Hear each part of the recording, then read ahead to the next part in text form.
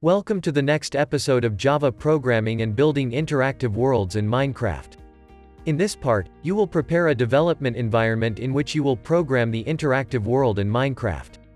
The video is divided into 7 parts, each of them contains a guide to installing one component or program. You need a Windows 10 computer and 1 hour of free time to continue. Let's get started. Before proceeding with the software installation, please make sure that your system is ready for the development environment setup. Go to Start menu, click on Settings, and select the System tile.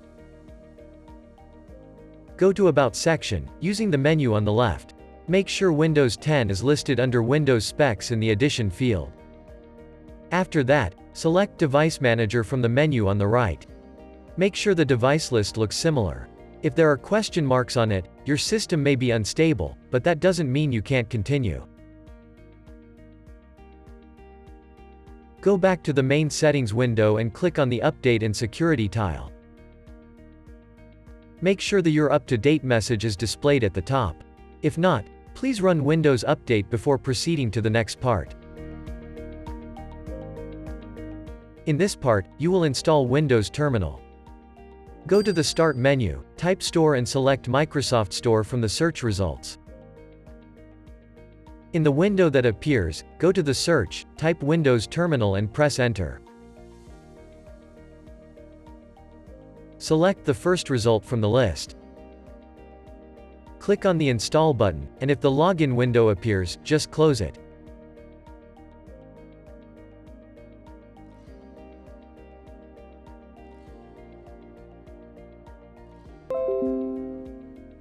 After installation, close the Microsoft Store and go to the Start menu.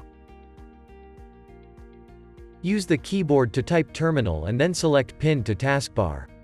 This will make it easier for you to work with your environment in the future. Launch a terminal from the taskbar, click the down arrow and select Settings.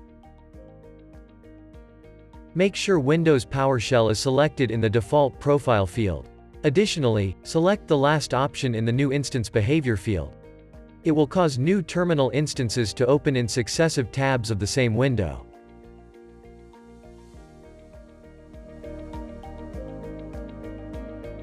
In this part, you will install Ubuntu Linux distribution, using WSL technology. Right-click on Windows Terminal while holding Shift on the keyboard, and select Run as Administrator. Accept the warning from Windows. In the console, enter the command as shown on the screen, that will install WSL and Ubuntu.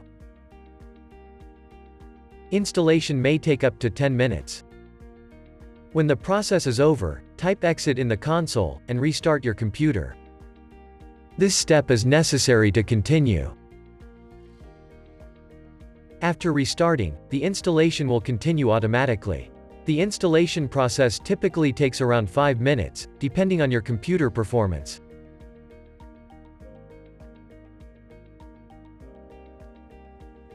After the installation is complete, enter your username which you will use in Ubuntu. It may be the same as in Windows. Enter the user's password and confirm it again. As you type your password, you won't be able to see any characters. After a successful installation, you should set additional Ubuntu installation parameters. Start the Windows Terminal in administrator mode by right-clicking and holding Shift. Enter the commands as shown on the screen, then close the terminal window.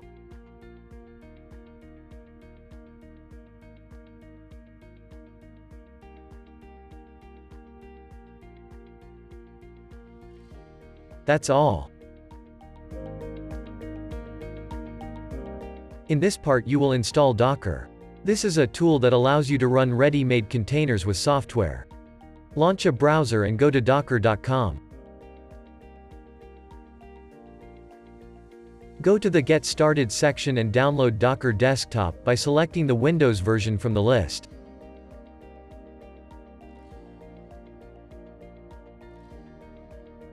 Downloading may take up to 5 minutes.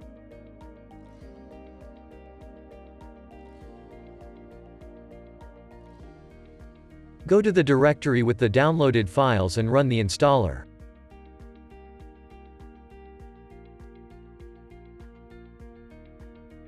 Accept the warning from Windows. You can disable the automatic addition of the shortcut to the desktop as it will not be needed, and then start the installation by clicking OK. Installation may take some time depending on your computer's performance. After the installation is completed, it is necessary to log out and log in again. After logging back in, you will find the Docker icon in your system tray. The Docker control panel will launch automatically. Accept the terms of service to proceed.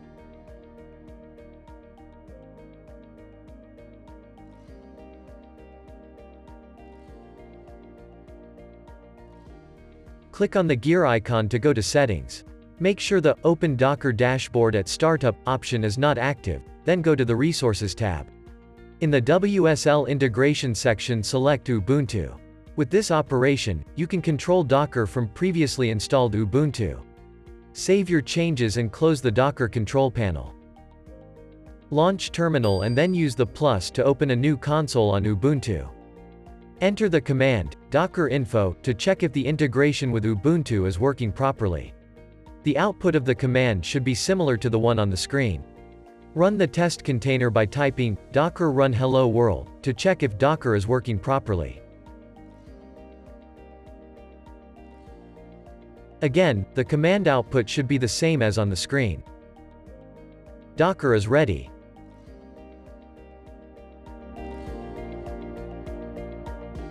In this part, you will install the Java Virtual Machine. Open a browser and go to java.com.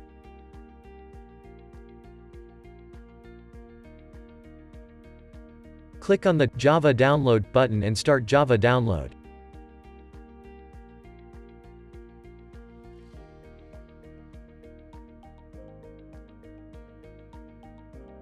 After the download is complete, go to the downloaded files directory and run the installer.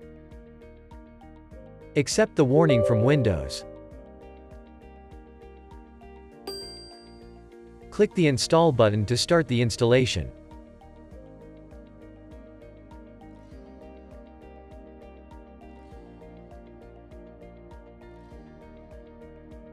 That's all.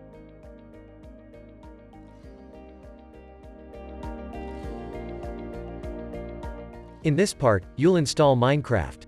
Your copy of the game must be from a legal source or you may run into problems later in this tutorial. Open a browser and go to minecraft.net. Go to Login and log into your Minecraft account. If you don't have one, create it and then proceed to log in.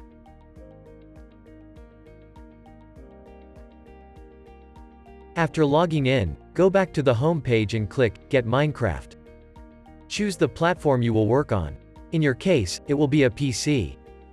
From the Game Edition selection menu, make sure you select Java Edition. Download the installer and wait for the download to complete.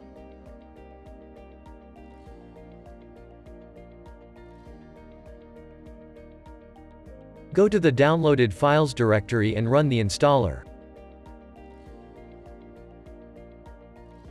Select the default settings and click Install.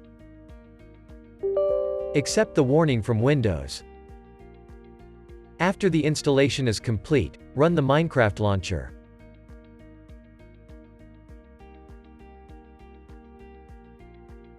Log in to your Minecraft account again.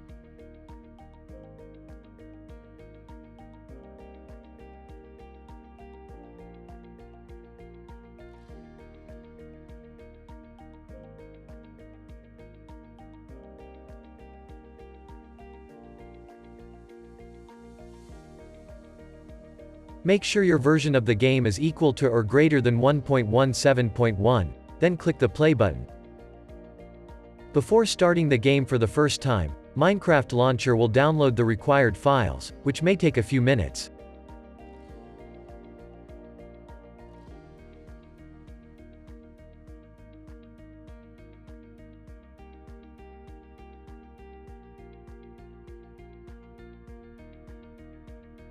After starting, you can close the game.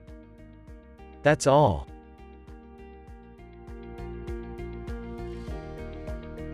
In this part, you will install IntelliJ IDEA, which is a development environment for Java. Open a browser and go to JetBrains.com.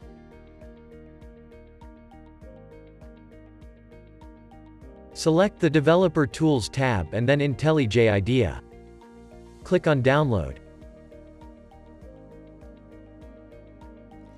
Select the Community Edition that is free and wait for the download to finish. This may take a few minutes, depending on your internet speed.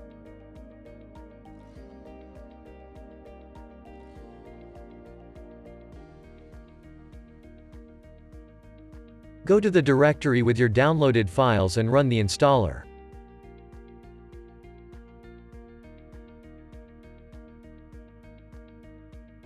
Accept the warning from Windows.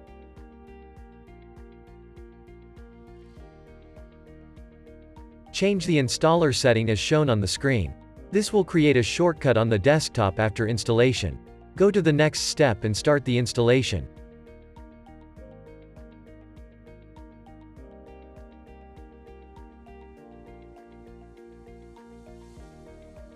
You can add a shortcut to the taskbar. This will come in handy for later. Start IntelliJ IDEA, accept the license terms and allow sending of diagnostic data. If the environment has started successfully, you can turn it off. That's all. Thank you for watching. Please, subscribe to the JavaCraft YouTube channel to receive new video notification. If you want, you can support the JavaCraft channel at patreon.com/JavaCraftYT.